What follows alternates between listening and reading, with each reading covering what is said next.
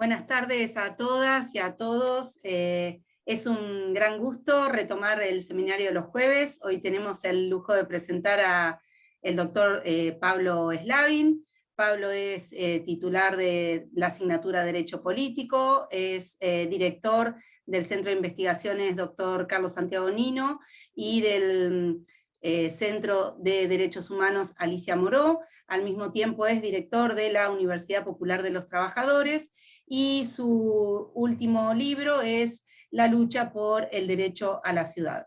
Hoy Pablo nos va a hablar sobre marxismo y derecho a la ciudad desde la perspectiva de David Harvey.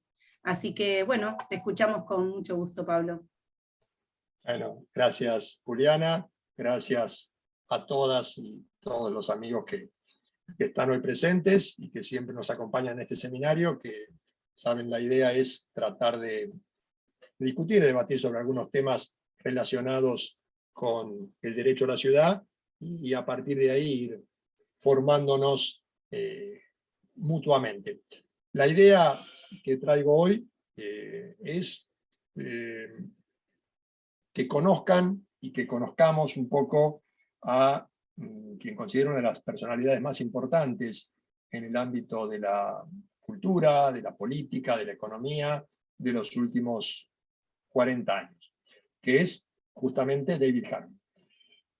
Para eso, en la presentación voy a hacer foco en dos aspectos o dos partes.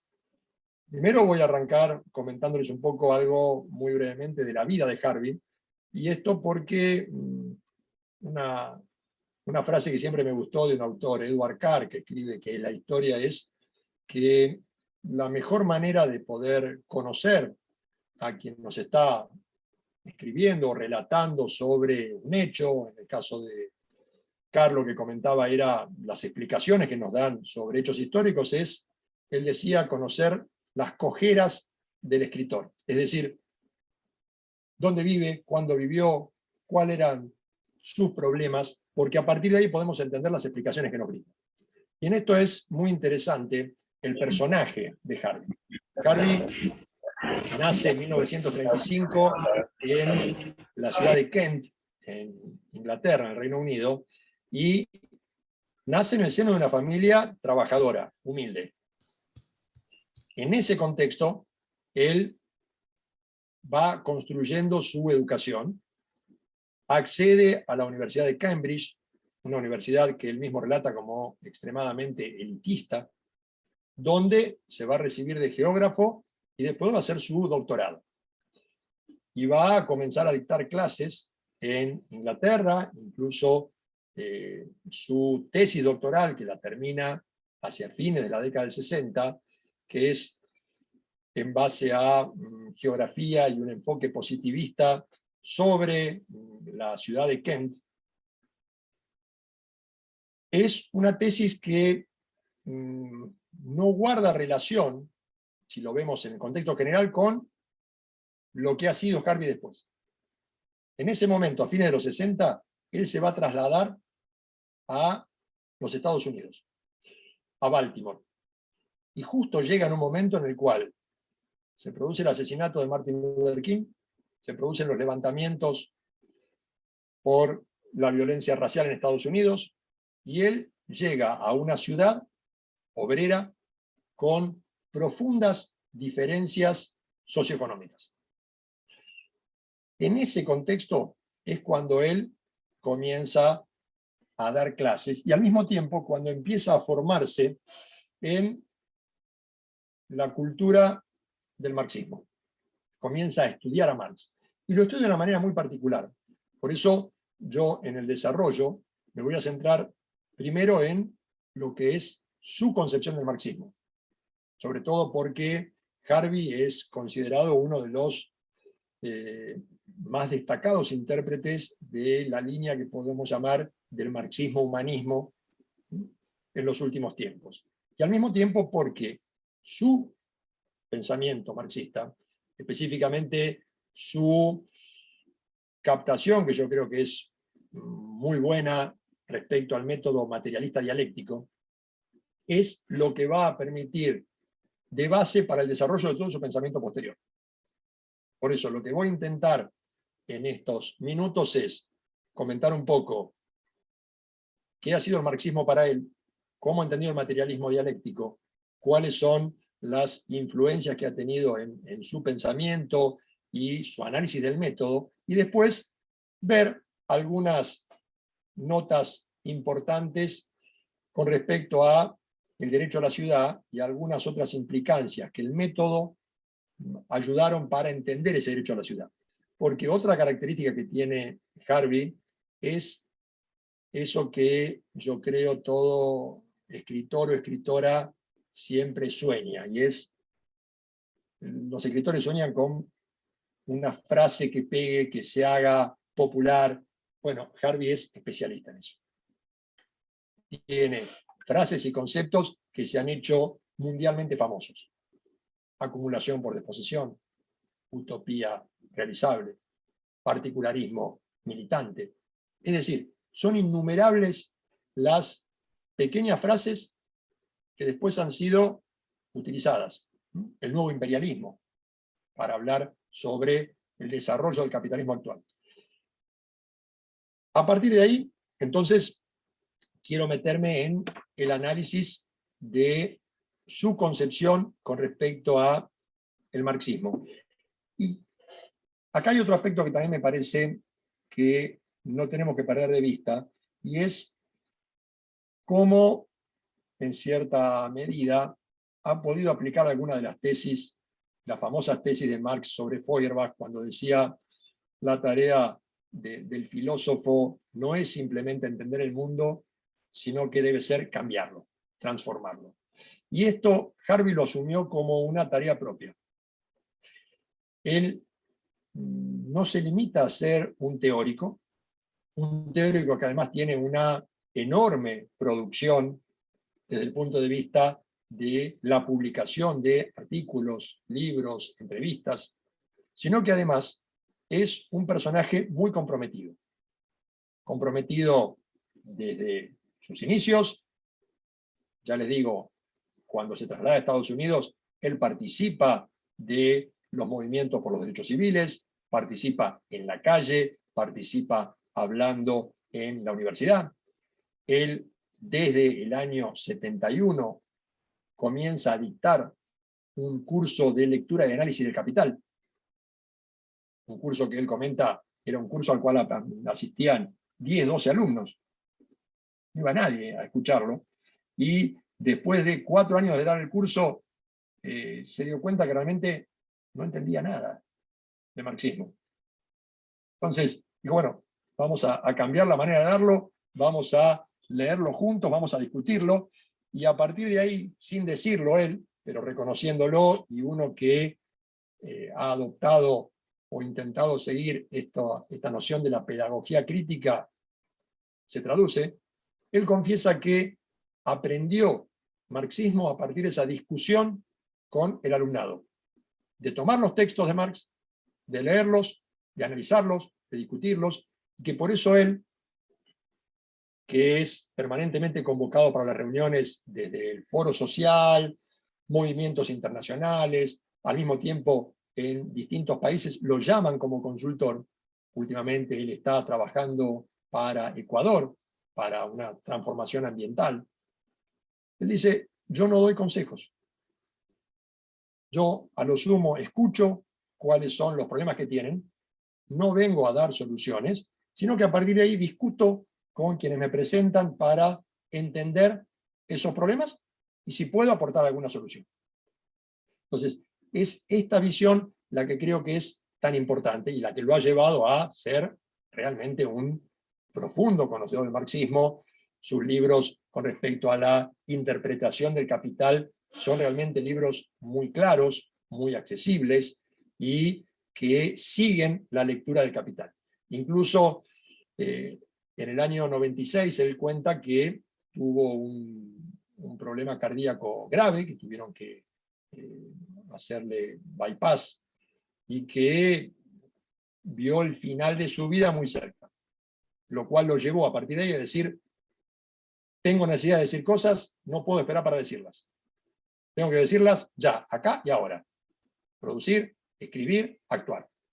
Y esta ha sido su vida en los últimos, insisto, desde sus primeras publicaciones en la década del 70 hasta la actualidad, vamos a encontrar prácticamente un libro por año. Cosa que él mismo critica después, vamos a ir viéndolo, critica con respecto a el sistema educativo actual, esa obligación neoliberal de tener que publicar y tener que rendir cuenta. Pero él lo plantea como una necesidad que va teniendo de explicar, de señalar o de analizar ciertos temas. A partir de ahí, él se define como un pensador marxista. Él dice, muchas veces me señalan y me critican como pensador marxista. Él utiliza el término marxiano, que a mí personalmente debo decir no me gusta, no suena bien en las traducciones de quienes escriben en inglés, suelen hacer esa traducción de marxiano. Yo prefiero hablar de marxista. Y él señala un problema que nosotros vivimos muy cerca en nuestro país. Y es, él dice, cuando me llaman marxista, lo hacen para justamente eliminarme de la discusión. Porque en Estados Unidos, el ser marxista es un estigma. El ser marxista está asociado con una visión negativa, con resabios de la Guerra Fría y con una deslegitimación de mi calidad como científico. Yo creo que en realidad, más que un científico, él es realmente un filósofo. Él tiene una formación mucho más integral que la formación que podríamos decir meramente de un especialista. Y esto se debe justamente a esa concepción. Él dice, por ejemplo, a mí me llaman opositor marxista. Yo pongo dos reparos. Primero, me considero principalmente un científico que busca una interpretación global del mundo en que vivimos. He asumido las categorías marxistas porque hasta el momento son las únicas que he encontrado que me permiten encontrarles sentido a los acontecimientos. En segundo lugar, sé perfectamente que el nombre de Marx y los epítetos marxista y marxiano están teñidos de una historia de invectiva de la Guerra Fría y de la caza de brujas macartista. Que ser llamado así es hacer que la mayoría de la audiencia profesional de Estados Unidos se aparte de mí antes de que empiece siquiera. ¿Qué oportunidad tengo entonces, enfrentado a algo del sonido tan respetable como los sociólogos urbanos en la tradición de la Escuela de Chicago?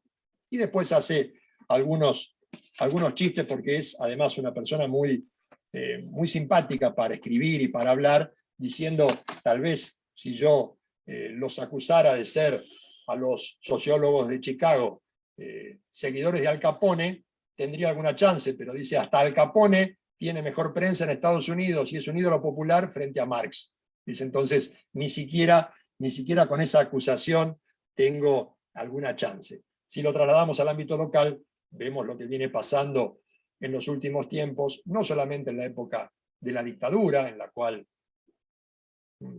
epítetos como subversión marxista, comunismo internacional, eran automáticamente para descalificar a una persona. En las últimas elecciones, con el resurgimiento de la derecha, vemos cómo aparece nuevamente esto de llamar a alguien comunista, marxista. El gobernador de la provincia de Buenos Aires, doctor en ciencias económicas, es acusado de marxista y con eso automáticamente Kicillof ya queda excluido del diálogo. Entonces, él dice que un problema que se presenta es, y en esto tiene mucho que ver el marxismo, la lucha por el significado, la lucha por el valor que tienen las palabras. Dice, hay una profunda diferencia entre la concepción positivista y la concepción marxista. Mientras la concepción positivista, que es lo que llama él la concepción burguesa, se centra en el estudio de un aspecto rechazando cualquier otro, la concepción marxista adopta un estilo inverso. Lo primero que hace es estudiar en profundidad el pensamiento burgués, conocerlo.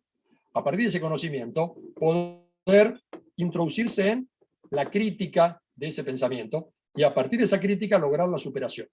Por eso dice, a diferencia de la concepción burguesa, quienes verdaderamente asumen un pensamiento marxista, lo que están promoviendo es un diálogo con el pensamiento burgués para encontrar cuáles son sus errores, cuáles son los problemas y a partir de ahí la superación. Por el contrario, el pensador burgués ni siquiera se toma la molestia de leer lo que dice Marx. Y las pruebas que ofrece él son las mismas que encontramos nosotros. Él dice, ¿dónde en Estados Unidos o en el Reino Unido tenemos cátedras que estudian la economía marxista? ¿Dónde se estudia el capital? En algún lugar perdido. ¿Por qué? Dice, porque el propio sistema capitalista tiene una gran contradicción. Por un lado, tiene que promover la libertad de pensamiento y la libertad de expresión. ¿Por qué? Porque eso es necesario para la renovación tecnológica, para la reproducción del capital. Necesitamos creación, necesitamos transformación. Dice, pero al mismo tiempo, y acá está la contradicción, que es una contradicción dialéctica, muestra él, esa posibilidad de libre pensamiento, esa posibilidad de que cualquiera lea a Marx, dice, porque no está prohibido leer a Marx, es peligrosa. Porque cuando uno lee, cuando uno se capacita, encuentra y descubre los problemas. Entonces, dice, ¿cómo frenan eso? Por eso dice, periódicamente, en las universidades norteamericanas, en las universidades del Reino Unido, se produce una limpieza de esos elementos nocivos que en algún momento se les ocurrió estudiar el marxismo, o meterse en esas lecturas. Y lo plantea con toda crudeza, algo que nosotros hemos vivido en carne propia, tal vez mucho más duramente por ser justamente un país dependiente. Entonces, él lo que está señalando es el estudio del marxismo, y particularmente el estudio del método, lleva a poner en peligro esa estabilidad. Pone en peligro ese statu quo que intenta mantener el modelo burgués. Por eso él acude permanentemente a eso que él llama la casa de brujas. A partir de ahí, él intenta analizar este fenómeno de la dialéctica. Es decir, cómo juega la dialéctica y cuál es la importancia de la dialéctica. ¿Por qué? Porque es el método que está en la base de su comprensión del sistema capitalista. Esa comprensión del sistema capitalista es la que le va a permitir a él después desarrollar todas sus interpretaciones sobre cuáles son los problemas y llevar a esos problemas puntualmente en el tema que él analiza del derecho a la ciudad. Acá tenemos otra cuestión que es propia de los pensadores marxistas. Yo lo asocio con Rosa Luxemburgo, con Henri Lefebvre, con Peter Hughes en la actualidad, es decir, una serie de pensadores que abrevan lo que podríamos llamar un marxismo humanista, un marxismo democrático. Son pensadores globales. Frente a la especialización está la concepción de totalidad. Y esto, que Harvey le dedica varios textos para analizar el método dialéctico, es muy interesante porque él dice, ¿cuál es un problema que solemos tener los geógrafos? Y él vuelve sobre este tema, él dice, a mí me descalifican para hablar de ciudad porque soy geógrafo. Entonces me dicen que como mi título es un título de geógrafo, no estoy habilitado para poder hablar sobre los problemas urbanos. Dice, este es un error específicamente del pensamiento burgués. Este es un error propio de quien recorta la realidad de quien la parcela. Fenómeno propio del desarrollo tecnológico y que se ve más pronunciado con el capitalismo. Segmentamos la realidad para poder comprenderla. Entonces, quienes somos abogadas y abogados, sabemos que después de recibidos vamos a tener que especializarnos en alguna rama. Entonces, yo soy abogado y ejerzo laboral. Y ejerzo laboral parte obrera. Y me especializo en determinados gremios. Entonces, la realidad del derecho va quedando muy chiquitita. Justamente lo que trata de mostrar Harvey es cómo la visión del materialismo dialéctico es una visión, él dice, holística, es una visión global. Lo que intenta es captar la realidad en su conjunto. A partir de ahí, después va analizando las partes que forman ese conjunto. Las va desmenuzando. Y luego de eso, tiene que volver a juntarlas. El problema del pensamiento burgués es que separa, que fragmenta y que no las vuelve a unir. Por eso dice, hay un fenómeno que vemos en el último tiempo. Él dice, a mí me descalificaban como geógrafo, me descalificaban como urbanista, y cómo es posible analizar el problema urbano sin ver el problema rural. ¿Cómo puedo analizar el problema urbano sin ver el problema del derecho, el problema del transporte, el problema del medio ambiente? Es imposible. Entonces, ¿qué es lo que dice él? Hoy nos encontramos con que hay una nueva moda en el pensamiento burgués. Esa moda se llama la interdisciplina. Ahora es bueno que nos juntemos con gente de otras áreas y al juntarnos con gente de otras áreas, entonces crece nuestro conocimiento. Él dice, plantearle esto a alguien con una formación marxista es ridículo, porque esa interdisciplinaridad de la que están hablando es algo elemental, es algo básico para cualquiera que base su pensamiento en el materialismo dialéctico. ¿Por qué? Porque no podemos segmentar. Porque lo que tenemos que mirar es la realidad. Esto que él vuelve a repetir, esa explicación de Marx y Engels de la estructura económico-social. Por eso dice, es un gran error aquellos que analizan el pensamiento marxista. Después vamos a ver que esto lo repite para cuando él trata de explicar las soluciones que puede haber para la superación del capitalismo, en limitarse a ver un aspecto de la realidad, en ver el aspecto del pensamiento, o el aspecto de la economía como algo aislado, o el aspecto del medio ambiente como algo separado. Dice, eso es una integralidad. Cuando hablamos, o se habla desde lo económico, se habla de lo económico-social.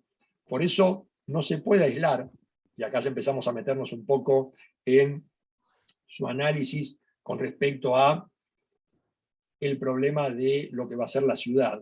Dice, no podemos estar separando, segmentando el espacio por un lado y el tiempo por otro lado. El espacio y el tiempo son construcciones sociales. Son el resultado de una construcción. El hecho de segmentar el conocimiento, de fragmentarlo, lo único que hace es evitar. Fíjense cómo ustedes comenta esta fragmentación en una obra del año 2001, Espacio del Capital. Él dice, en primer lugar, los límites entre las disciplinas no tienen sentido desde el punto de vista marxista. La división técnica del trabajo es obviamente necesaria, pero su representación social debe rechazarse. En este punto, sin embargo, los opositores marxistas encuentran una dificultad peculiar. Vivimos en un mundo en el que el marco burgués de organización del conocimiento es hegemónico. Individualmente, debemos parecer expertos en alguna disciplina y hasta cierto grado adaptarnos a sus normas si queremos que nos escuchen o incluso conseguir trabajo. La oposición marxista debe organizarse, por lo tanto, dentro del marco de conocimiento existente, lo cual hace parecer que existe una sociología marxista o una economía marxista, cuando en realidad solo existe un análisis marxista y eso es todo. La oposición marxista intenta, de esa manera, subvertir todos los límites disciplinarios. Pensemos un poco qué nos pasa cuando nosotros queremos desarrollarnos en algún área. Tenemos que mostrar que somos especialistas. Esto es, personalmente, una crítica que he tenido siempre respecto a la concepción del doctorado. Cuando uno va a hacer un doctorado, ¿qué es lo que se nos dice que tenemos que hacer?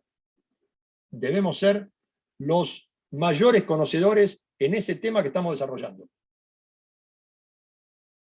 Yo creo que eso es ser un especialista, no un doctor o una doctora. Yo creo que, por ejemplo, una doctora en Derecho lo que debería tener es un conocimiento general y profundo sobre la historia del derecho, su evolución, distintos aspectos, las distintas ramas, las problemáticas del derecho en su integralidad, y no simplemente ser especialista en un puntito, el que más conoce de ese punto. Sin embargo, lo que se nos pide es conozcan ese punto, hagan ese recorte de la realidad y demuestren ser las mejores o los mejores en ese aspecto. ¿Qué nos queda? ¿Adaptarnos o tratar de romper esa norma? Si rompemos ese esquema, nos encontramos que nos dicen lo suyo no sirve para un doctorado. Ya lo vamos a discutir con José, que se nos junta desde Vigo. Gracias, José, por sumarte. Siguiendo con esto, es decir, esta segmentación de la realidad es lo que critica, y por eso Harvey lo que dice es: todo intento de crear una teoría interdisciplinaria con respecto a fenómenos tales como el urbanismo ha de recurrir forzosamente al método estructuralista operacional practicado por Marx. Dicho de otro modo, y esta conclusión será desagradable para muchos, el único método capaz de unificar varias disciplinas de modo que puedan comprender problemas tales como el urbanismo, el desarrollo económico y el medio ambiente, es el basado en una versión correctamente constituida del materialismo dialéctico, tal como opera dentro de una totalidad estructurada en el sentido que Marx lo concebía. Esto es de un texto que se llama Urbanismo y Desigualdad Social del año 73. Es el primer gran texto de ruptura con respecto a esa formación positivista que había adquirido Harvey en la Universidad de Cambridge, y en la cual empieza a profundizar en esa concepción materialista dialéctica. ¿Cuál es el paso siguiente y por qué lo plantea? Porque él dice, es muy difícil ser dialéctico sobre el espacio. El espacio aparece como algo dado. Sin embargo, y esto es lo que lo lleva a él a utilizar una terminología distinta respecto al materialismo dialéctico, y nosotros vamos a escuchar que él no lo llama materialismo dialéctico simplemente, sino que él dice, el método que utilizo es el materialismo histórico-geográfico, para referirse al materialismo dialéctico. ¿Por qué? Dice, no es que Marx y Engels se hayan olvidado de la geografía. Justamente en el Manifiesto Comunista, ellos hacen todo un análisis muy profundo del papel que juega la globalización, la exportación, la necesidad de ir conquistando todo el mundo para el desarrollo capitalista. Dice, sin embargo, pareciera que lo importante es el tiempo, más que el espacio. Y acá va a retomar otra expresión de Marx para llevarlo a su concepción sobre la producción del espacio, y es cómo el espacio o el tiempo va aniquilando los espacios, cómo la aceleración de la producción, el cada vez producir más rápido, en menos término, ha provocado que el mapamundi sea cada vez más chico, que los espacios se vayan achicando, que se acerque. La revolución en el transporte, en las tecnologías de la comunicación, ha hecho que ese mundo sea cada vez más pequeño.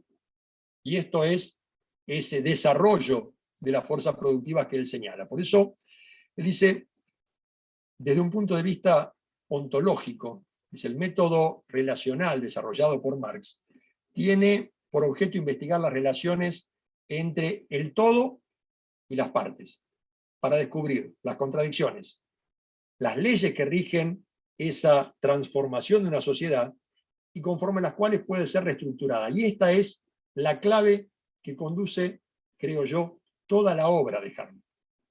Es decir, Harvey, como científico que además es un filósofo, es un conocedor integral, aborda una multiplicidad de problemas. No se limita simplemente a la ciudad, si bien el derecho a la ciudad es uno de sus centros. Él se preocupa por la realidad en que vivimos. Y esa realidad en que vivimos es el modo de producción capitalista. A partir de ahí, su crítica va a cómo funciona el modo de producción capitalista. Y por esto él va a retomar los textos de Marx sobre el capital y el análisis del capital traído al siglo XXI. Y a partir de ahí, él va a permanentemente luchar por su transformación. Luchar teóricamente y luchar de manera práctica, envolviéndose en numerosos luchas populares a las cuales él es llamado como académico. Él dice, yo no soy un activista de calle, no es la mía. Dice, yo me considero un académico. Ahora, un académico debe participar, debe involucrarse. Debe involucrarse desde su espacio. No tengo por qué pedirle a un académico que vaya a empuñar un arma o a agarrar una masa para construir algo si no lo sabe hacer.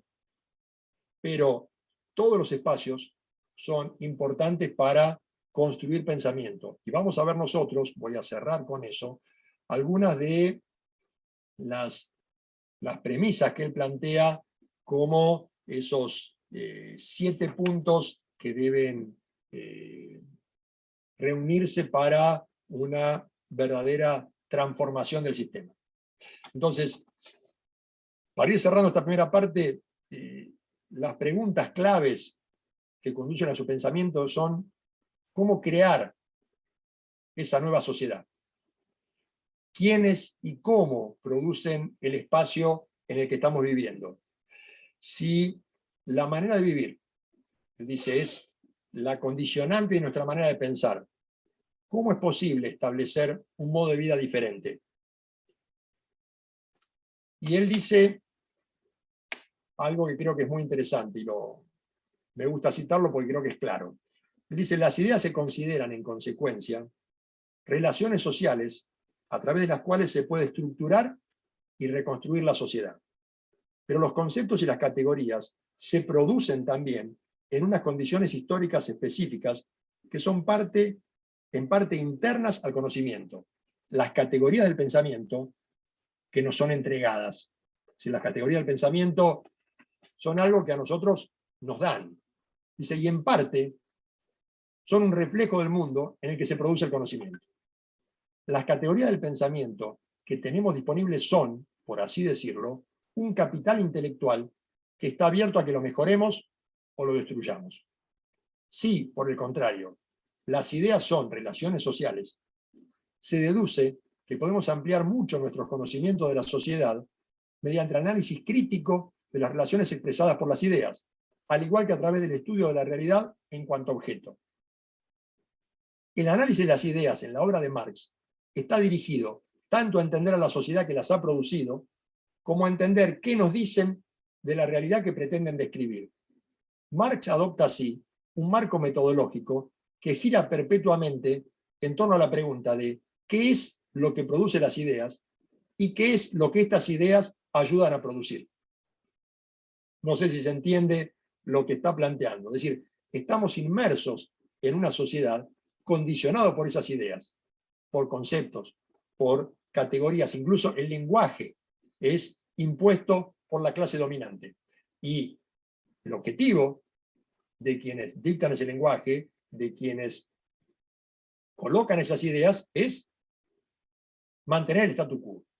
A partir de ahí, tenemos que librar, él lo dice desde el punto de vista de un pensador radical que quiere la transformación de esa realidad porque no le gusta, tenemos que la posibilidad de transformar ese lenguaje, de transformar esas ideas.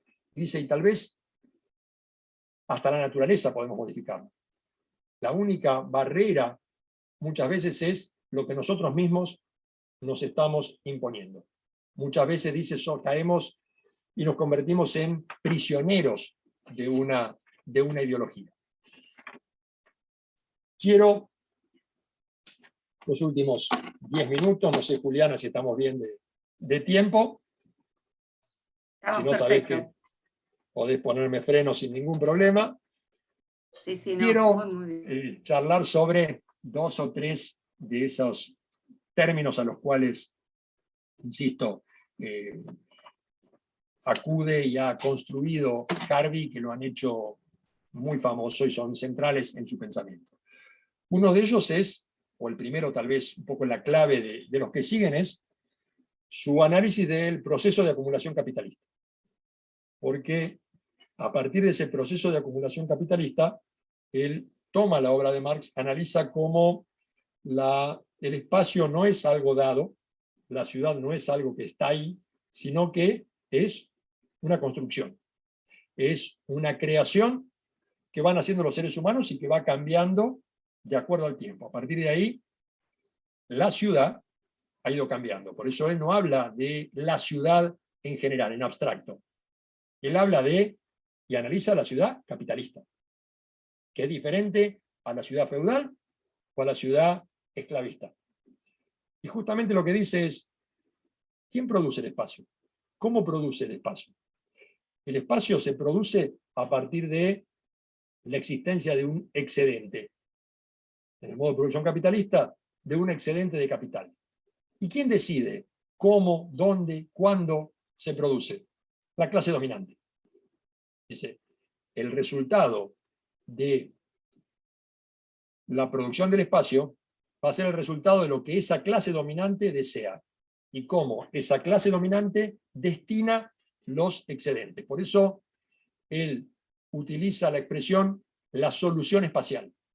Si la burguesía soluciona su problema de crisis a través de producir espacio, de construir permanentemente nuevos lugares en los cuales ir desarrollando o construyendo ese espacio. Por eso, en una obra que se llama La construcción social del espacio y del tiempo, una teoría relacional, que es una obra del año 94, él dice, una de las magnitudes cruciales en que los capitalistas están interesados es en la rotación del capital a través del tiempo.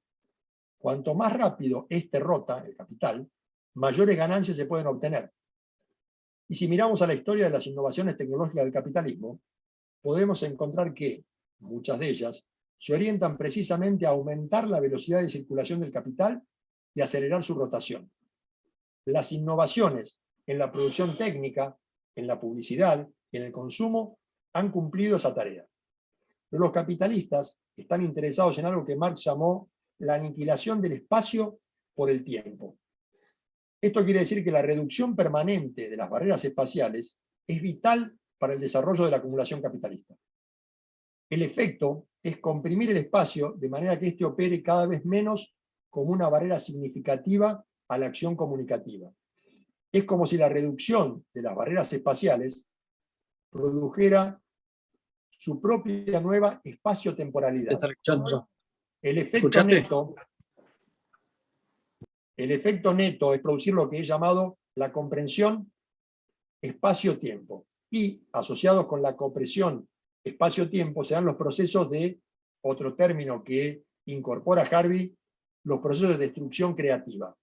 Ellos operan con el fin de destruir ciertos tipos de vida que nos unen a ciertos ritmos espaciotemporales. Se crean, a la vez, modos de vida enteramente nuevos en lo que las nuevas nociones de espacio-temporalidad están compenetradas. Este es un fenómeno que Harvey va a trabajar mucho, que es el de la destrucción creativa. Él lo que dice es, la burguesía para su desarrollo necesita ciertas condiciones. Necesita poner una fábrica en un lugar, un comercio en otro lugar, un aeropuerto en otro lugar. Pero con el paso del tiempo, las condiciones de vida cambian. Los centros comerciales cambian, la forma de producir cambia. A partir de ahí, esa infraestructura que creó, ese espacio que construyó, deja de cumplir su fin, deja de ser útil. ¿Qué hay que hacer? Hay que destruirlo para crear uno nuevo.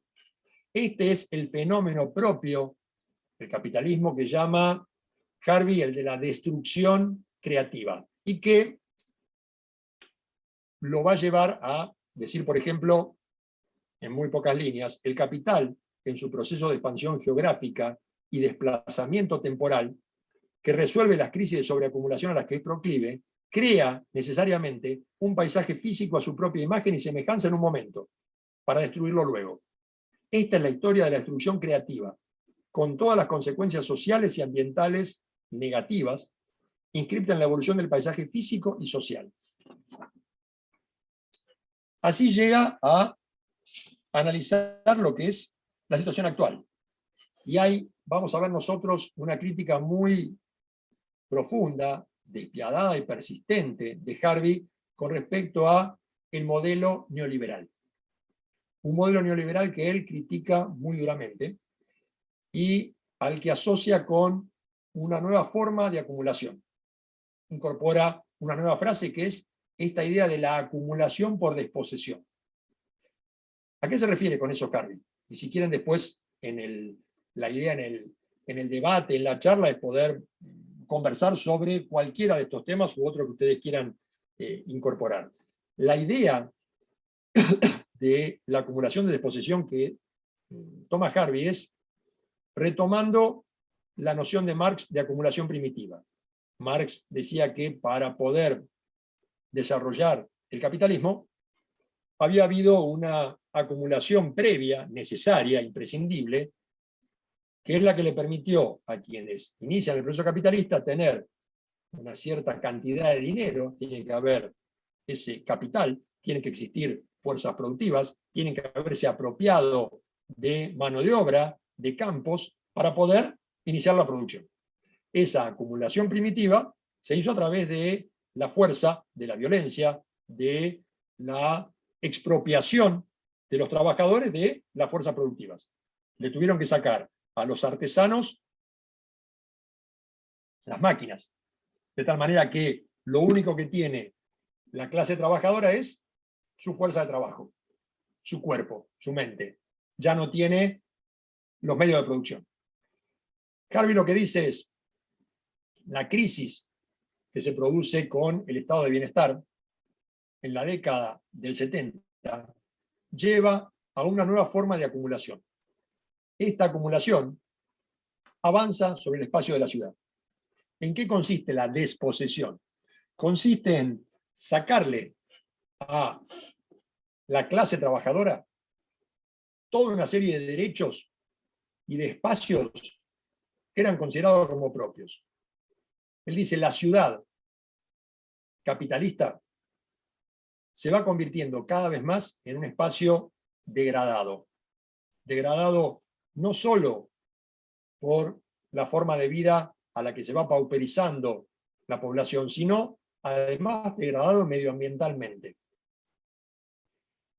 Esa desposesión avanza sobre ¿qué? Avanza sobre las jubilaciones, avanza sobre los salarios, avanza sobre los espacios públicos que van siendo privatizados, avanza sobre una serie de derechos que se van perdiendo. Entonces, todo eso, Harvey dice, es una nueva forma de explotación. Esa forma de explotación es una forma de acumulación que es propia del sistema neoliberal. Por eso la ciudad, que era históricamente un valor de uso, y acá Harvey sigue los la terminología de Marx con respecto a valor de uso y valor de cambio, dice, la ciudad, ya con el capitalismo, deja de ser un espacio en el cual voy a vivir en comunidad, a disfrutar con la gente que me rodea y con mejores condiciones que si vivo aislado en el campo, para transformarse en un negocio, un espacio de negocios. Por eso dice también, se produce un gran problema con el propio uso del término ciudad, derecho a la ciudad. Dice, ¿qué es el derecho a la ciudad? El derecho a la ciudad, dice, es una especie de derecho humano, un derecho humano esencial, a que reivindiquemos el poder de intervenir sobre cómo se construye el espacio donde vivimos, quién construye ese espacio y de qué manera queremos que se construya. Es un derecho humano a decir, yo tomo las decisiones. Él dice, hasta ese derecho sobre la forma y el modo de hacer las ciudades es apropiado por el discurso neoliberal. ¿De qué forma lo apropia? En algo que vamos a ver mucho en los últimos tiempos, que es esa noción de marca ciudad. El neoliberalismo dice, tenemos que vender la ciudad.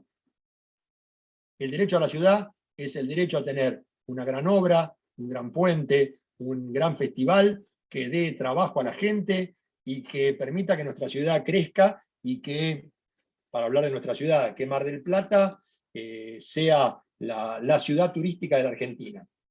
Para eso, que no lo sea Tandil, que no sea Necochea, que no sea Ushuaia.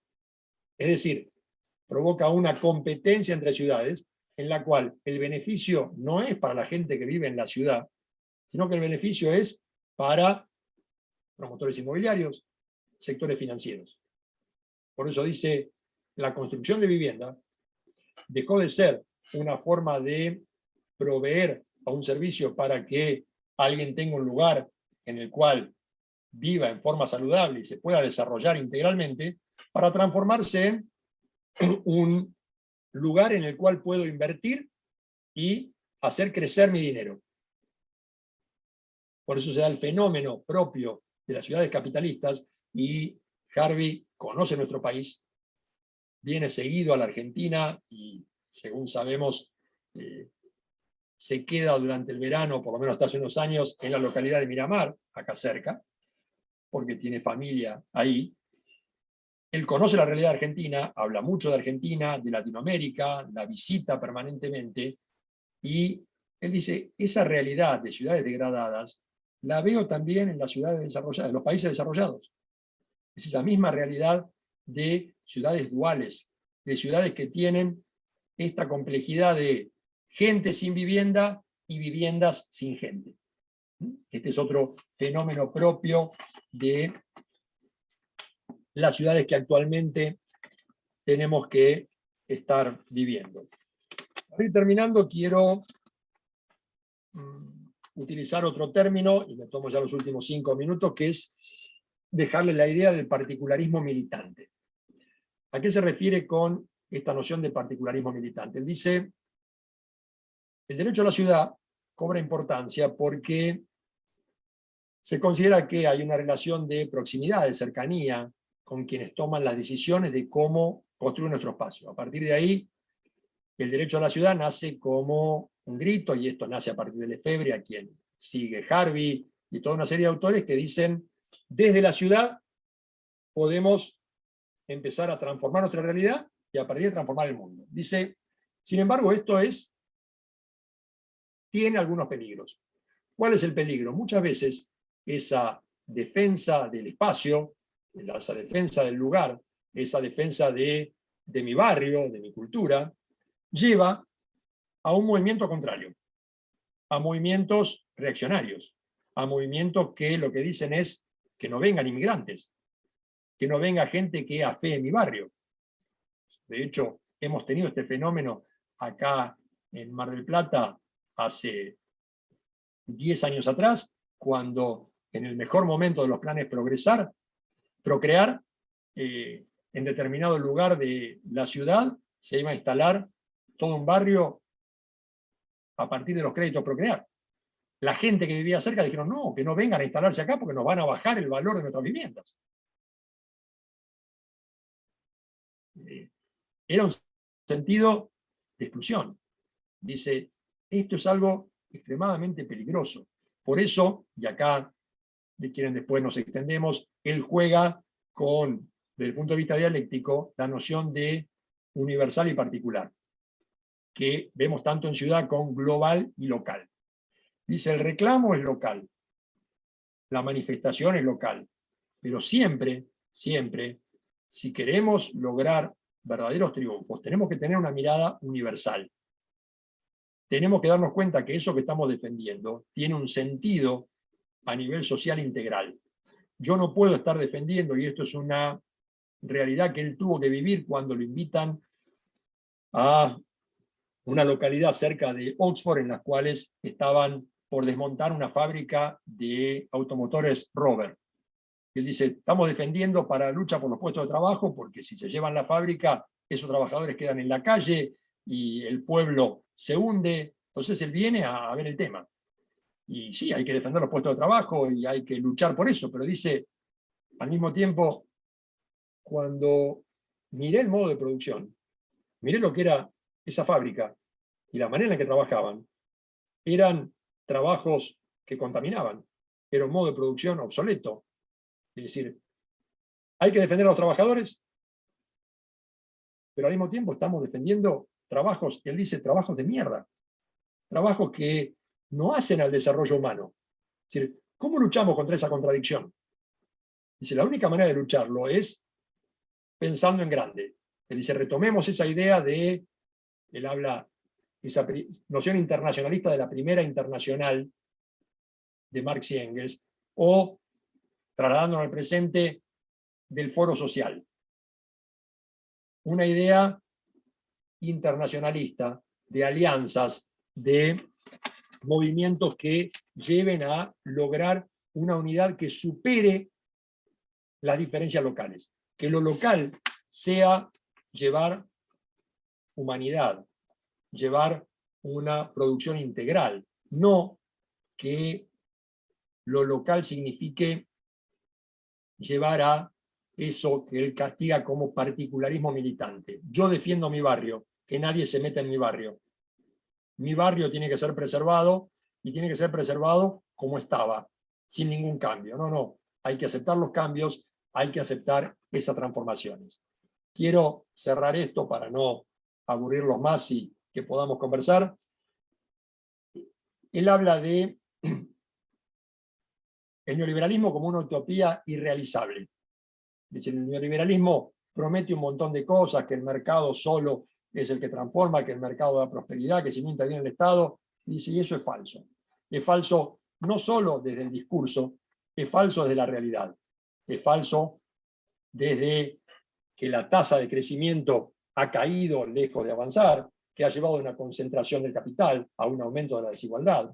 Por eso, su propuesta es una utopía dialéctica, un utopismo dialéctico, una utopía realizable, dice él. La libertad de la ciudad ha sido usurpada por una élite financiera en su propio beneficio. Aún falta que los movimientos populares la recuperen. ¿Es demasiado tarde para imaginar tal posibilidad? ¿Es posible el surgimiento de movimientos sociales urbanos que sean un producto de la ciudad y no se pierdan dentro de sus fragmentos? Si es así, entonces una condición fundamental para el éxito de tales movimientos es confrontar en su raíz el problema de la reubicación del excedente de capital. Y esto significa, simplemente, que la acumulación de capital no puede continuar su actual trayectoria, determinando de manera abstracta nuestros destinos y fortunas, dictando quiénes y qué somos y cómo deben ser nuestras ciudades. Vale la pena luchar por el derecho a la ciudad. Este derecho debe ser considerado inalienable. La libertad de la ciudad está aún por lograrse. Gracias. Gracias, Pablo. Súper claro, interesante. Bueno, acá ya tenemos un comentario de Marisol, que se tuvo que retirar, que dice excelente, magistral. Bueno, solamente que da sus saludos. Y tenemos levantada la mano de Mercedes, en principio. Sí, Mercedes, te escuchamos. Sí. Bueno, me encantó. Me dejó así, me encantó, ¿viste? Como cuando están los encantadores de serpientes, bueno, me encantó. No, quería... Gracias, Mercedes, una amiga. No, de verdad, me fascinó, me encantó. La teoría me gustó mucho. Sí, no, una sola cosa. Unos puntitos que estoy anotando. Anoté lo de Kicillof, que cuando lo querían denostar, sí, decían el marxista, ¿te acordás? O sea, en todos lados, o sea, lo bajaban diciendo que era marxista. Después otra, que estuve, lamentablemente, en el año 76, cuando allanaron la casa de un amigo, de un Falcon verde, a la casa de mi amigo, bajaron unas cuantas personas, estábamos mi amiga y yo adentro, que no, es el día de hoy que no sabemos cómo nos salvamos. No era 76, perdón, diciembre del 75. Diciembre del 75. Me estoy equivocando. Antes del golpe, diciembre del 75. Y uno de los que estaba, que bajó, a nosotros nos mandaron a una habitación, nos dieron caritas de tonta, no sé, nos encerraron en una habitación. Y yo escuchaba que uno de los que allanó la casa decía, pero usted sabe lo que es su hijo es comunista. ¿Usted sabe lo que es eso? Es comunista. Nunca me voy a olvidar eso, ¿no? Su hijo es comunista. El padre de mi amiga lo miraba como diciendo, yo no entiendo. ¿Qué iba a hacer, no? Bueno, después me acordé de Asa Cristina Laurel con el tema de la medicina social y cómo se vive se muere. Es una frase que me acordé siempre que decía, cómo se vive se muere. Después pensamiento y lenguaje, Vygotsky, ¿no? El teórico de todo lo que es la construcción del conocimiento, ¿no? Cómo el pensamiento y el lenguaje están tan unidos. Me acordé también de Balú y su fabricación de modos, que es un librito muy interesante, chiquitito. ¿Cómo no tener presente Puerto Madero, Cava y la rata Larreta? ¿Cómo no tenerlo presente? Cuando hablas de las... Es algo, pero vos hablabas así, y era algo, pero esto está cantado, es algo tan claro lo que estabas diciendo. Y bueno, esa era... Y después, bueno, muchas cosas más, pero estos puntitos los noté. Gracias por la charla. Lindísimo estuvo, lindísimo. Gracias a vos, Mercedes, por tus aportes. Yo creo que lo que suman justamente son estas devoluciones. Y si todo lo que estás planteando, bueno, el tema del lenguaje lo vemos en la discusión permanente, cuando uno dice el uso de ley y el inclusivo, hay sectores que se sienten ofendidos, atacados. Sí. Debo reconocer que a veces es difícil utilizarlo para los que venimos de generaciones anteriores, pero hay formas de tratar de cambiar el lenguaje, porque ese lenguaje tiene otras implicancias. Y porque si a una persona quiere que le digan de determinada manera, ¿por qué no decirlo de esa manera? Es decir, ¿cuál es el problema?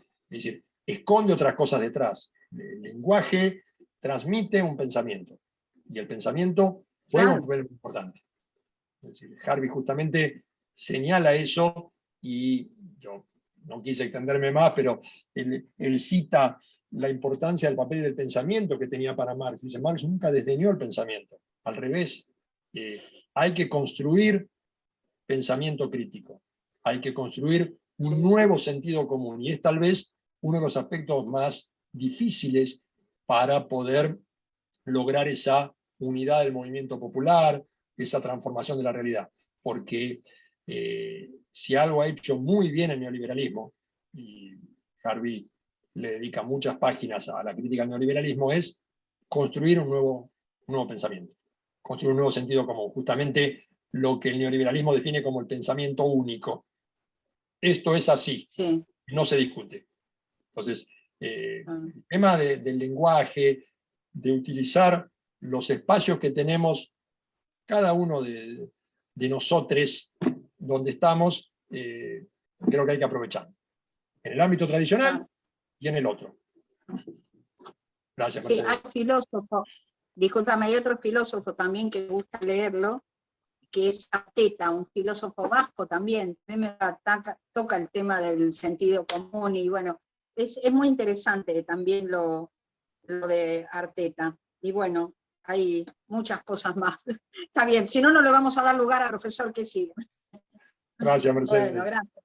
Bueno, no sé si había levantado la mano primero Candela o Pablo Balatinas, así que le cedo por edad a Pablo. Bueno, pues...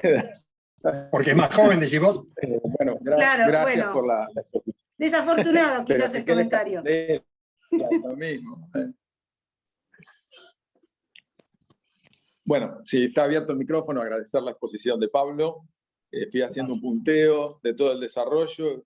Me gustaría hablar de algunos de los puntos que marqué, menos del último, que es el particularismo militante, esta categoría teórica que prefiero no hablar porque vivo frente al Museo Mar. Y lo único que haría es demostrar que soy un revolucionario de poca monta. Bueno, ahí sí iba a ser el plan Procrear. No, me quedo con el reflejo del neoliberalismo en la ciudad, y recuerdo cuando el expresidente de Ecuador, Rafael Correa, va a España con motivo de la burbuja inmobiliaria, dice: estoy viendo el peor de los escenarios posibles. Los bancos que no necesitan casas llenos de casas, y la gente que las necesita en la calle. Así que vaya que la ciudad refleja, ¿sí?, de algún modo, la ideología dominante. Pero con respecto a lo metodológico, ¿no? Con la necesidad del pensamiento holístico, a mí me gusta decir que la universidad se divide en facultades, la realidad no. Pero quiero de alguna manera agradecer a los directores de tesis que siempre te dicen lo mismo: acotá, acotá. Esto puede llevar a que uno se convierta a lo que decía Ortega y Gasset, es un bárbaro del especialismo. Pero en definitiva, cuando leemos a Marx, un sociólogo de la talla de Marx, no es que diga, en definitiva, que esta teoría de la estructura y superestructura es terminante, que no estén imbrincadas unas cosas con las otras, pero llama a no perder tiempo y meterse de lleno en los modos de producción. Por eso Marx no habla de religión, ni siquiera habla de derecho, y es abogado. Tampoco habla de educación, que es lo que a mí me interesa. Con lo cual, la metodología en la cual a mí me interesa educación, leo Althusser, y desde luego que se reproduce también en educación el modo de producción. Serviría solamente para constatar que si ciertamente no es necesario analizar la realidad, sino transformarla, que en definitiva lo que vamos a hacer es que refleja aquello es lo que hay que cambiar y transformar. Lo que sí me gustaría preguntarle a Pablo, porque tenemos imágenes de revoluciones de los 60, donde hasta la victoria siempre significaba con un fusil en la mano. Y en esta batalla de ideas, en esta batalla cultural, me parece que hoy los fierros, de alguna manera, ni siquiera son la pluma y la palabra. Ya en la era del multimedia es una cámara. Es decir, no sé si lo utiliza también Harvey, o precisamente con su producción y sus conferencias, trata de producir el cambio. Porque creo que sí hay una posibilidad de modificación cuando se trabaja desde este lugar, que no necesariamente es la lucha armada, pero si no se cambia este estado de cosas, no se va a producir la transformación. No sé qué piensa Pablo. Gracias. Gracias a vos, Pablo. Vamos por partes. Marx escribe de religión, escribe de derecho, escribe de todo eso y mucho. Ahora, obviamente, su obra central la destina al análisis del capital, porque esa es parte de la estructura, de ahí viene la transformación. Yo justamente, si algo encuentro como característica de esa concepción holística, que lo veo en Harvey, lo veo en Marx, pero sin ser un expositor marxista detallado, es alguien formado en el marxismo. Si vos mirás a Habermas, la característica, yo tuve mi época de estudiar la teoría de Rawls, Nozick, y estudiar a Habermas. Rawls escribió sobre la teoría del contrato desde que surge hasta 40 años después y no salió de ahí. Habermas escribe de todo. Tiene un conocimiento, una visión de la realidad mucho más comprensiva. decir, desde ahí va lo que Harvey analiza como la necesidad de una comprensión de la realidad como una totalidad, de no perderse en aspectos menores. Por eso, cuando él plantea y él propone una teoría correvolucionaria para transformar la realidad, él dice que el cambio social es un cambio en el cual hay, siguiendo lo que analizaba Marx para el pasaje del feudalismo al capitalismo, él dice, hay una interrelación permanente entre 7 momentos. Rápidamente, esos 7 momentos son las formas tecnológicas y organizativas de la producción, intercambio y consumo, las relaciones con la naturaleza, las relaciones sociales entre las personas, las concepciones mentales del mundo, reagrupando saberes y niveles de interpretaciones culturales y creencias, procesos de trabajo y de producción de bienes específicos, geografías, servicios o afectos, agencias institucionales, legales y gubernamentales, el Estado, y el encuadramiento de la vida cotidiana que sostiene la reproducción social. Él dice, normalmente cuando se encara un movimiento revolucionario, se hace hincapié en un momento, en alguno de esos, es decir, o el cambio con la relación con la naturaleza, o el pensamiento, o, como decís vos, vamos a tomar el Estado, o la política de Holloway. Podemos hacerlo sin tomar el Estado. Él dice, este es un error. Es decir, uno puede arrancar, el movimiento de transformación puede arrancar en cualquiera de los espacios. Por eso dice, movimientos ambientalistas con movimientos que reivindican cuestiones de género, todos están en cierta manera aportando a una transformación revolucionaria de la sociedad. Bien, ahora, vos planteás el tema de con el fusil en la mano. Harvey no defiende eso, ni está de acuerdo. El marxismo humanista en general no está de acuerdo con eso. Yo no comparto esa idea. Es más, hay una cita muy interesante de Engels en uno de sus últimos trabajos de 1995, donde él justamente plantea cómo va a ser ese pasaje a la nueva sociedad y dice, la burguesía lo que quiere es que la clase trabajadora empuñe las armas. Porque si empuña las armas, como la que maneja la tecnología de la armamentística en aquel momento es la burguesía, lo que no van a hacer es destruirnos en las calles. Dice, tenemos otras formas de luchar por esa transformación. Harvey dice, hay que luchar en todos los espacios. El académico lucha a través de la producción y la construcción de ideas. Ahora, vos dijiste bien, a veces el libro o el papel va quedando atrás, ya no sirve. Nosotros, yo publico el libro. ¿Cuántos leen el libro que publiqué? 10 personas amigas. Me tengo que transformar en un bestseller para ser leído. Entonces, el libro digital ya tiene más llegada. Ya puedo mandarlo a otros lugares. Ya no dependo de esa compañía que se encarga de distribuir los ejemplares.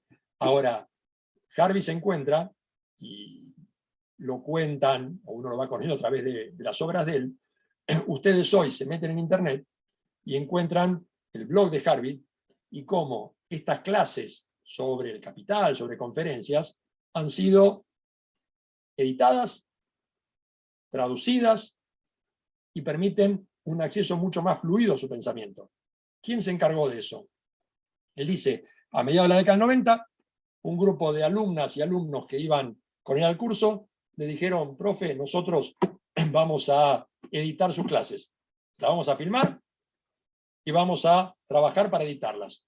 Él no entendía mucho de tecnología y se pusieron a hacer ese trabajo.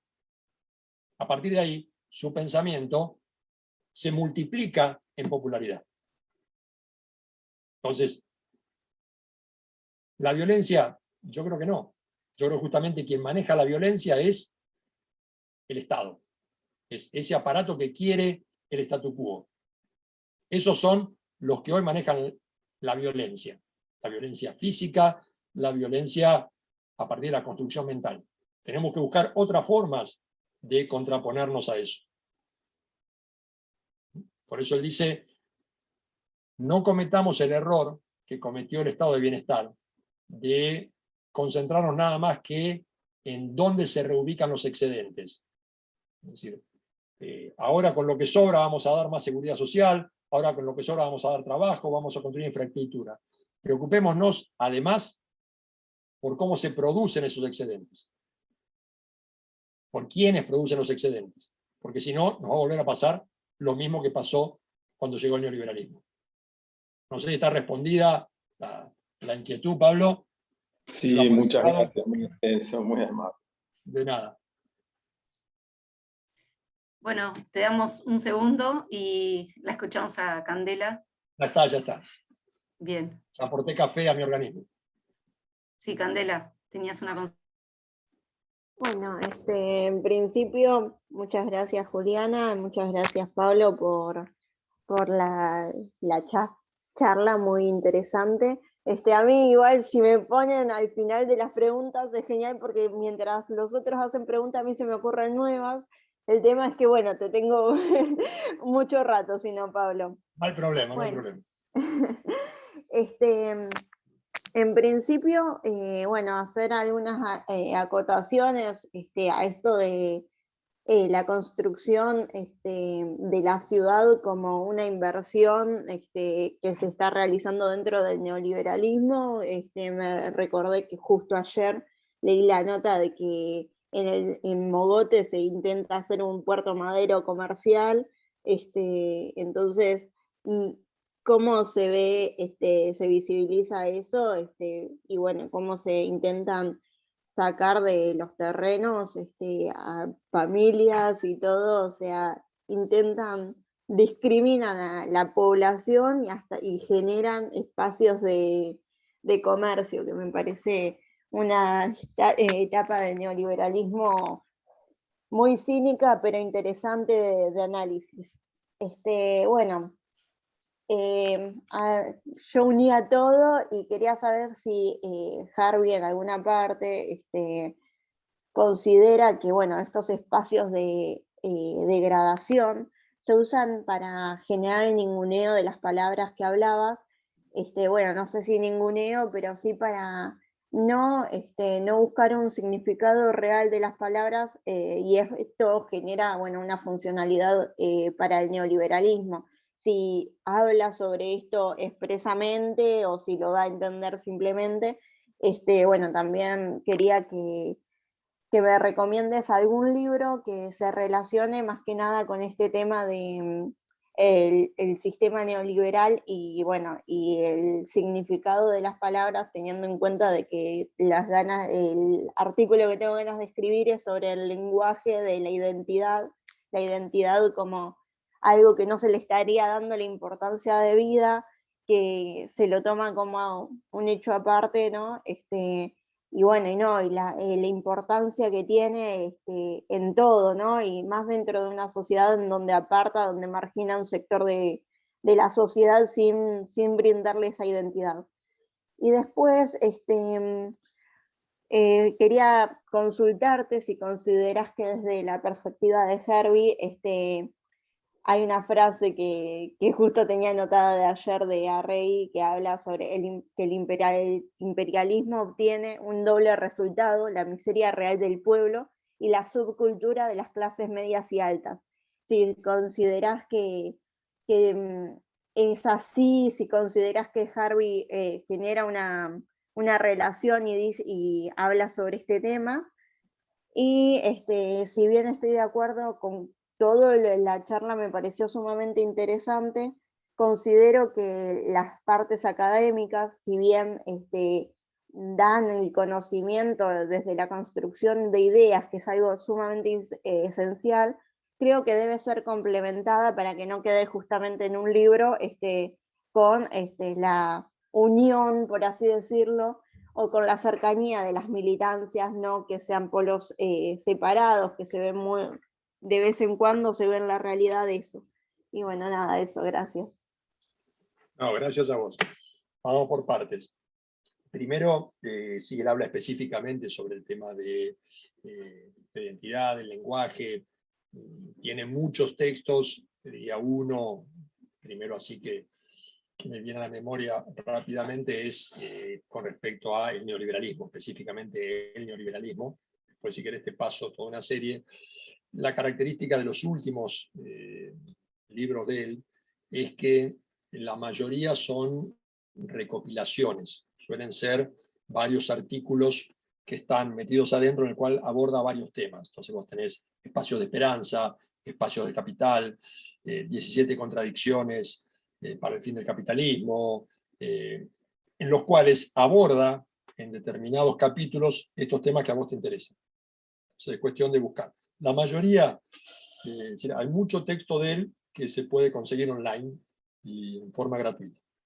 Entonces, después te lo paso, no hay ningún inconveniente, apuntando específicamente a esas lecturas que a vos te pueden interesar más. Con respecto al otro que decías, la cita de Arregui, sí, él tiene un texto específico que se llama El Nuevo Imperialismo, en el cual él, en ese texto, analiza la acumulación por desposesión, cómo funciona esa acumulación por desposesión avanzando sobre la ciudad, y específicamente trabaja el tema de después de la caída de las Torres Gemelas y la guerra que lleva adelante Estados Unidos en Irak. O sea, analizando eso, analiza las nuevas formas que va asumiendo el modelo imperialista de colonización cultural, económica, es decir, integral.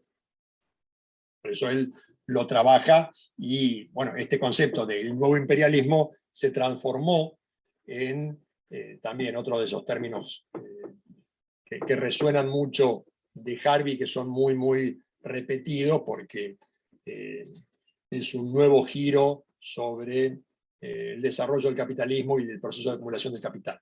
Como en esta última fase, o fase final, o como se le quiera llamar, del desarrollo del modo de producción capitalista, el imperialismo asume otra tarea y justamente avanza acumulando por desposesión. Entonces muestra el caso de Irak y dice, fíjense, acá no es simplemente que nos quedamos con Irak. No, no. Ahora, no es que nos quedamos con el petróleo, como se planteaba en ese momento, sino nos quedamos con, privatizamos las empresas de producción locales, de gas, de luz, la tarea de reconstrucción, y todo se lo damos a empresas amigas norteamericanas. Es decir, el negocio en Irak, más que el negocio del petróleo, fue el negocio de la reconstrucción. ¿Quién lo manejó y cómo lo manejó? Eso es lo que llama el nuevo imperialismo. Y por último, sí, coincido plenamente con lo que decís vos, con el papel de la función que debe cumplir la académica o el académico. Justamente por eso al inicio yo destacaba que él no es simplemente un académico. Él es un académico militante. Él en esta línea está en lo que nosotros tratamos de promover o defender cuando hablamos de la pedagogía crítica de autores, pensadores como Freire, como Giroux, como Maclaren, que dicen, todo acto de docencia tiene detrás un acto político. Hay que asumirlo y hay que decirlo. A partir de ahí, desde el espacio que ocupamos, estamos defendiendo una postura u otra. Aun cuando creemos, o sinceramente alguno dice, yo meramente estoy reproduciendo un texto, está dando una opinión. Y esa opinión tiene mayor o menor influencia. Entonces, lograr juntar la academia con los movimientos populares, para quienes creen en la posibilidad de una transformación social, es importante. Lo que él dice es, no confundamos los roles en cuanto a posibilidades. No me pidan a mí, dice Harvey, que salga a hacer tareas que no estoy capacitado para hacer. Entonces, si yo soy un carpintero, no me pidan que me ponga a escribir un libro. Dejen que mi aporte lo haga desde la carpintería. Entonces, si lo mío, dice Harvey, es ser un estudioso de las relaciones sociales, del modo de producción capitalista, de cómo funciona, déjenme compartir mis ideas. Compartan ustedes las suyas y nos vamos creciendo y construyendo algo distinto. Ese es mi aporte. Yo puedo traerles ese aporte. Es decir, no me pidan que vaya a construir vivienda social, porque no lo sé hacer, porque no es la mía, porque puedo no estar cómodo en mi aporte y sí lo puedo hacer desde el otro lado. Eso sí está claro. Pero sí, él se considera un académico militante, comprometido en causas sociales, Pablo. participando en cada una de las causas o reclamos sociales. Él no se queda sentado en su escritorio. Perfecto, muchas gracias. De nada. Acá Pablo Javier Salguero dice, la acumulación por desposesión se puede aplicar a la modalidad de negocios de las grandes tecnologías o tecnológicas, Google, Amazon, etc. Gracias. Es una pregunta. Sí, seguro. La acumulación por desposesión es genéricamente la forma en la cual desde determinados sectores privados se van quedando con bienes que eran de uso y goce público. Entonces, el saber, el conocimiento, que debería ser algo gratuito, es apropiado por determinadas empresas. Empresas que se quedan con las ideas, compran esas ideas, por ejemplo.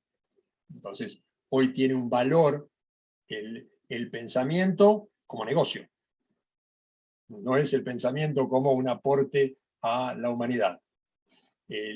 Se compra la comunicación, se compran los espacios, se compran las líneas. Eso es parte de algo que deberían ser bienes sociales y no lo son. De hecho, una discusión que tuvimos ahora en pandemia es, se declara de interés público el uso de tecnologías como la Internet. Debería ser gratuito. Hoy todos dependemos nosotros de esto. Sin embargo, hay una lucha entre el capital privado para decir yo me quedo con esta porción del espacio y no se pueden meter. Y lo manejan como si fueran monopolios. Sí, claramente la acumulación por disposición entra también ahí. La ciudad como espacio se transforma en un espacio de negocios. Entonces ya no voy a una playa, la playa está privatizada. Ya no voy a las montañas a poder respirar profundo. Ahora tengo que pagar para ir a la montaña. Bueno, muchas gracias. Acá Mercedes también volvió a levantar la mano. No sé si quedó o... Una sola cosa nada más. Yo aprendí de grande ya, hace poco, a raíz de lo que hablaba, lo que significaba la palabra contratista. Son aquellas empresas, Jalil Burton, un montón de empresas que van a Medio Oriente, destruyen Palestina, destruyen Israel, destruyen un montón de cosas, y después van y reconstruyen. Entonces, es una cosa que la incorporé hace relativamente poco, ¿no? Entender que el negocio está en la reconstrucción, el que habló Pablo, ¿no? Y ¿se escucha? Sí, se escucha, se escucha, ¿no? Bien. Justamente Halliburton, sí, la tuve empresa... miedo de... Sí, la comida, bueno, un montón de cosas más. Yo tuve una secretaria venezolana, que una hermana o una prima de ella estaba en Estados Unidos en todo lo que eran las reconstrucciones después de los tornados. Trabajaba para esa empresa, eran venezolanos que estaban en Estados Unidos. Y bueno, es que nada más que eso, te digo, cómo incorporé, me costó entender esto que vos dijiste, incorporé el negocio de la guerra, los que vienen después, que reconstruyen y arman todo. Nada más que eso, nada más. Gracias, Mercedes. Sí, en eso, por ahí, una que me gusta mucho a mí para recomendar y para leer es Naomi Klein, cuando en su obra La teoría del shock analiza justamente cómo es este negocio de la destrucción y la reconstrucción.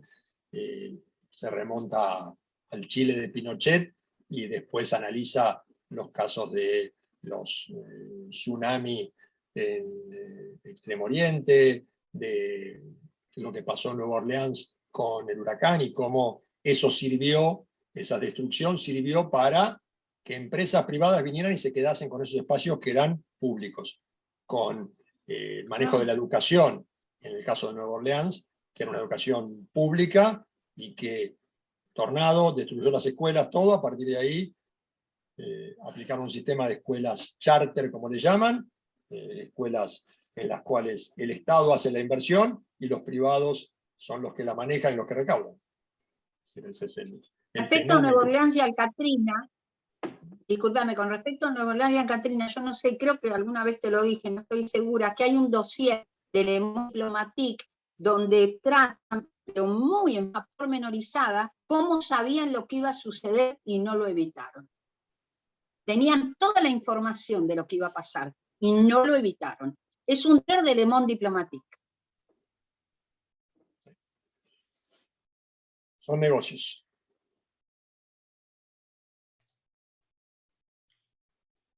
Bueno, no veo más manitos levantadas, pero quizás alguien quiere hacer ahí, Estefanía. Sí. Allá. Yo, bueno, me pareció súper interesante, ya un montón de estas cosas las hemos charlado, las hemos hablado en otro momento. Me pareció muy interesante el término, esta idea del particularismo militante, que eso sí, por ahí es algo que no habíamos hablado, y generalmente por ahí todos tendemos a asociarnos a los temas por ahí específicos sobre los que trabajamos, pero desde mi lugar, que por ahí estoy más involucrada con lo que es el patrimonio, la accesibilidad, como ese doble filo que hay a veces por ahí en defender, en preservar, en conservar ciertos aspectos, y hasta dónde llega esa defensa de conservar. Y también el tema de lo que es la marca ciudad, porque también en esto a veces de querer conservar, y también ahí tenemos que visibilizar, y a veces por potenciar la permanencia de ciertos espacios, por ejemplo, de poner en valor el patrimonio y darle una nueva función, ¿no? Entonces las funciones esas terminan siendo, en muchos casos, para que puedan permanecer dentro de este modelo en el que nos manejamos, terminan haciendo funciones que tienen que tener una rentabilidad económica para poder atraer inversionistas, porque la rentabilidad social o cultural la vemos por ahí desde el lado de la academia o desde por ahí lo que puede ser el interés estatal. Pero después tenemos que llamar a los inversionistas para que encuentren una rentabilidad económica. Entonces, poder manejar esos márgenes de rentabilidad, que haya una rentabilidad para encajar dentro de un sistema que actualmente es el vigente y que por ahí lo queremos cuestionar, pero no lo podemos derrotar o no sabemos cómo cambiarlo, y hasta dónde es la rentabilidad económica que necesitamos para poder tener esa rentabilidad social y cultural, para que permanezcan esos espacios. Y por otro lado, también me interesó la parte en la que comentabas las cuestiones de que el espacio traduce lo que la sociedad o las clases dominantes quieren comunicar. Y también, volviendo a la cuestión, lo que me interesa particularmente del patrimonio, bueno, mucho de ese patrimonio que hoy defendemos, en realidad es el patrimonio que en algún momento la clase dominante decidió conservar, porque los conceptos o la forma de entender el patrimonio también cambió mucho. Entonces, en un momento, el patrimonio era lo monumental y lo que representaba la clase dominante, y todo lo que representaba las clases populares se destruía. Entonces nos queda muy poco de eso. Entonces realmente ahora estamos queriendo conservar algo que realmente está representando a sectores sociales que oprimen por ahí a otros sectores, o a lo que buscamos defender, y por ahí no llegamos a refuncionalizarlos o revitalizarlos con cuestiones sociales, porque no terminan siendo vivienda social. Entonces, bueno, estas cuestiones me parecieron súper interesantes y me dejaron pensando para seguir trabajando. Sí, muy bueno, Estefi. Ahí justamente es un tema muy complejo. Harvey por eso no ofrece solución, lo que hace es poner el dedo en la cuestión y señalar, ojo, porque muchas veces la cuestión que estamos defendiendo en líneas generales parece justa. En el ejemplo que daba de la fábrica de coches, dice, ¿tenemos que defender los puestos de trabajo? Sí.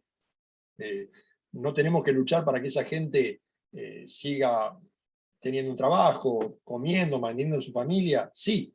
Ahora, tenemos que defender un modo de producción que es un modo de producción que contamina el ambiente, que produce malas condiciones. No. Entonces, lo que vos decís, yo tengo que lograr rentabilidad para que se apruebe mi proyecto. Y ese es el problema de que estamos dentro de la lógica capitalista. Entonces, si no te acomodas a la lógica capitalista, no funciona. Si no haces el doctorado siguiendo los principios, no te vas a recibir de doctora. Y si no te especializás en un tema, entonces no podés ser considerado un experto. Entonces, para que te respeten, tenés que ser un especialista en derechos humanos o un especialista en tal cosa. Si vos conocés de todo, bárbaro, pero yo necesito un especialista en tal cosa. ¿Eso cuál es? Es la lógica dominante. El otro tema del patrimonio, sí, ¿qué estamos preservando? Si yo, y esto es justamente tener una concepción dialéctica lo suficientemente amplia para poder jugar con lo global y lo local, con lo universal y lo particular, que a veces es muy difícil de poder entender. Es decir, hay que conservar, hay que conservar. Si yo conservo todo, me quedo en el pasado, porque tengo que transformar y tengo que ir hacia adelante.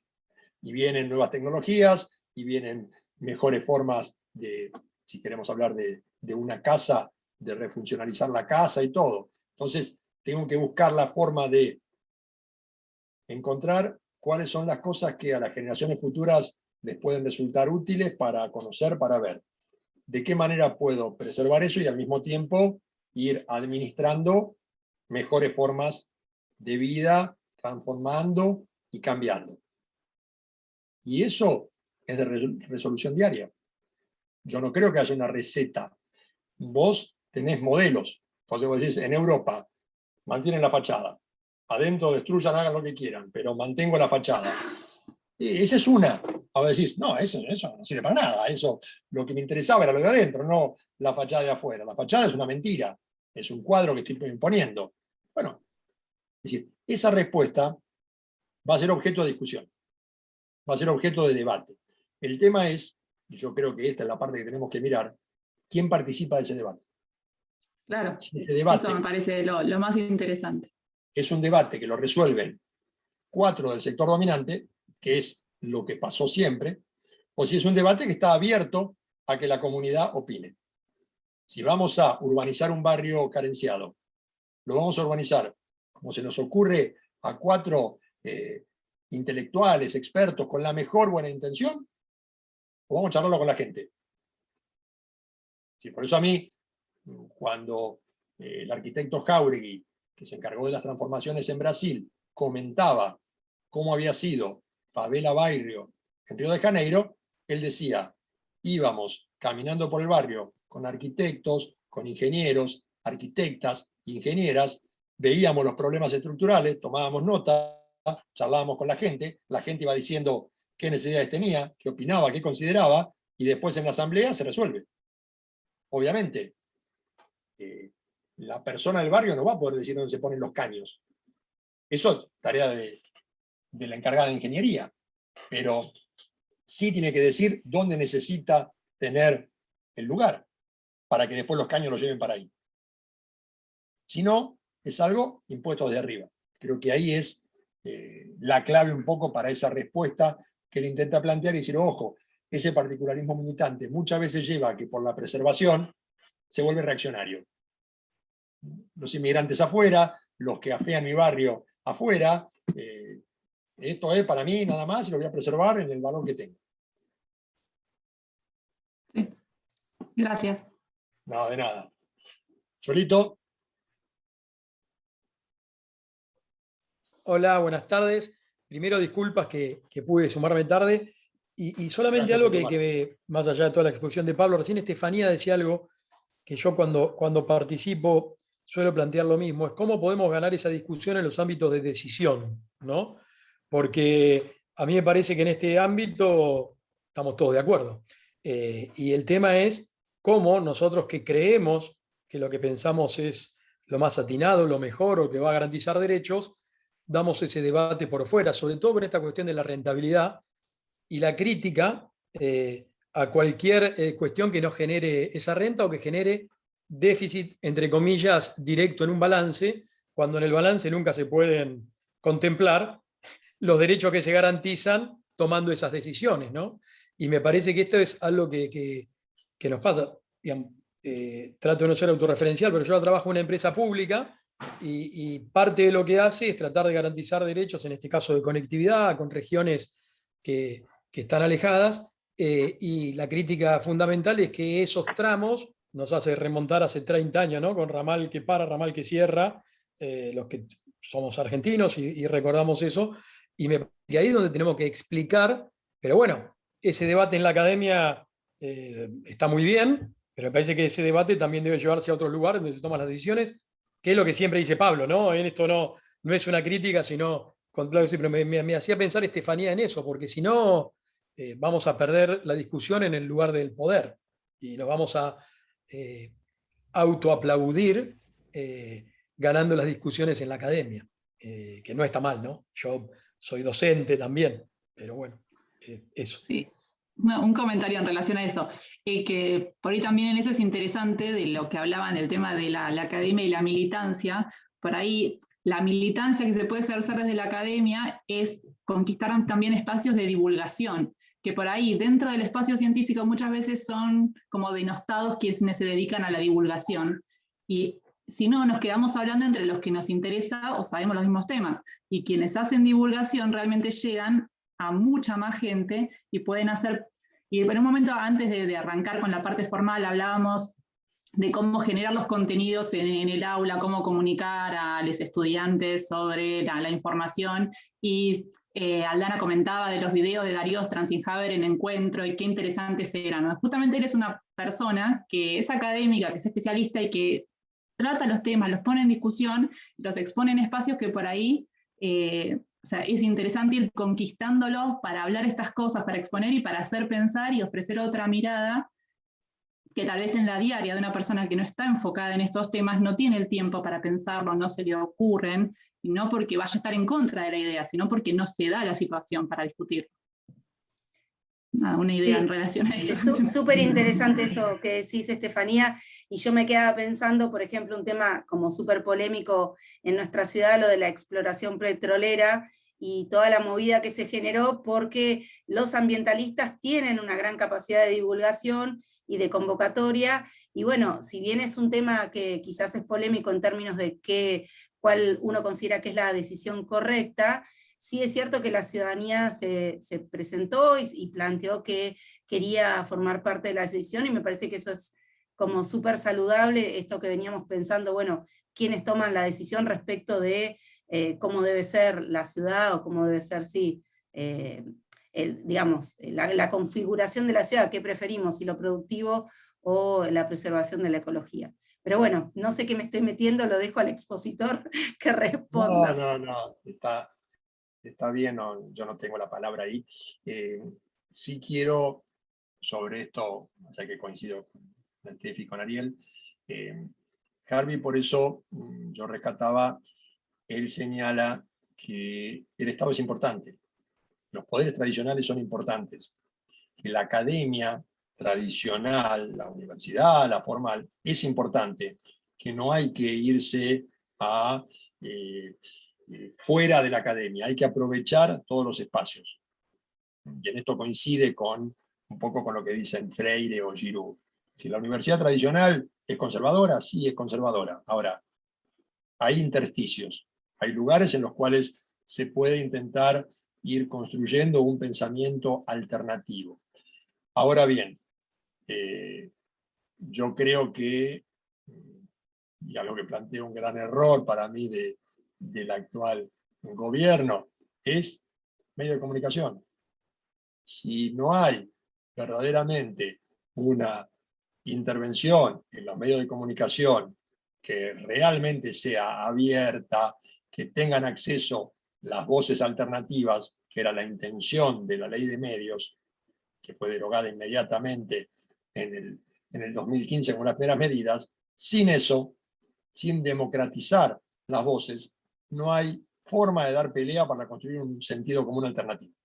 Entonces, siempre vas a estar sometido a la renta, la lógica del capital, y los que deciden son los promotores inmobiliarios, los sectores financieros. Entonces, todo lo que podamos discutir en la academia no alcanza, no sirve, es insuficiente. No por eso tenemos que dejar de hacerlo, pero si seguimos a Harvey, por decirlo de alguna manera, tenemos que construir alianzas. Tenemos que salir a tratar de ampliar el campo. ¿Qué posibilidades tenemos? Y las que tengo yo, las que tiene Juliana, son poquitas, tenemos acá, los seguidores. Conseguimos 25, 30, 35 y estamos encantados. Y después alguno más lo mira por YouTube. La revolución social no alcanza, no llegamos con esto. Ahora, si esto podemos multiplicarlo, si alguna de las personas que están acá pueden conversarlo para afuera, si podemos la experiencia de la Universidad Popular, construirla para una formación y discusión que apunta a otros sectores de la comunidad, bueno, es un paso más. Si esto va unido a ir ganando espacios en el Estado y que desde ese Estado haya voces que planteen este tipo de cosas, entonces lo que es un lunar empieza a hacerse algo mucho más grande. Sin tomar el Estado, tomar el Estado me refiero a poder acercarse a los ámbitos de decisión, es muy poco lo que se puede hacer para cambiar esa mentalidad. Si algo bueno en cuanto a logros hizo el neoliberalismo, pudo imponer su modelo. Y es el sentido común. Y no da negocio, no sirve. No tenés ganancia, no sirve. No lo plantees. Entonces, frente a eso es difícil luchar. El emprendedurismo es el modelo y lo que uno pueda plantear es sí, pero la gente vive mejor, sí, pero hay que dar seguridad social, no, son choriplaneros y son gente que vive del Estado. ¿Y el Estado cómo vive? ¿De dónde recauda el Estado? Los sectores dominantes necesitan del Estado para poder vender su producto, para poder comercializar con el exterior, necesitan infraestructura y no van a construir un aeropuerto ni carreteras. A ver, sin embargo, eso, en este imaginario, eso está. Es algo que está dado. Ahora viene el emprendedor a invertir. Entonces, cambiar esa lógica es una tarea muy difícil. Yo creo, en mi humilde opinión, que lo que tenemos que ir tratando de hacer, quienes creemos en eso, es ir construyendo espacios. Es un granito de arena para ir tratando de construir ese nuevo sentido común. Pero después, quienes están más arriba en los sectores de decisión y de poder, intervenir para eso, ayudar para eso. Le paso la pelota a los que están en el gobierno municipal y ahí al gobierno provincial. Esto es una chicana interna porque Ariel está en el gobierno municipal y es amigo. No va a venir más, si lo seguís chicaneando. Sí, viene. Viene porque tenemos coincidencia. Sí, siempre que podemos tratamos de estar, a veces, bueno, un rato, pero se aprende mucho. Así que gracias. Aprendemos todo, yo creo que eso es lo bueno. Seguro. Bueno, faltando 6 minutos para las 4 de la tarde, creo que podemos liberarte, Pablo, y abrir los micrófonos y hacer un aplauso. Bueno, gracias. La verdad me he sentido muy cómodo. Los encuentros. Les agradezco mucho a todas y todos que nos hayan acompañado. La semana que viene vamos a contar con 2 distinguidas profesoras de Brasilia, que van a estar hablando, que pertenecen al Instituto de Derecho Urbanístico de Brasilia, con el cual hemos trabado lazos en el último tiempo, en esto que charlaba recién un poco con Ariel, de construir alianzas, de ir ampliando. Hoy tuvimos la presencia de Sandra, de Marisol, que nos acompañan desde Ecuador, desde Colombia. Un poco esto se ha hecho internacional y va sumando. Son voces que nos ayudan. Mercedes siempre desde el extremo sur es una fiel seguidora. Así que bueno, a todos y todas muchas gracias. Un aplauso para ustedes y nos estamos viendo la semana que viene. Adiós, que anden bien.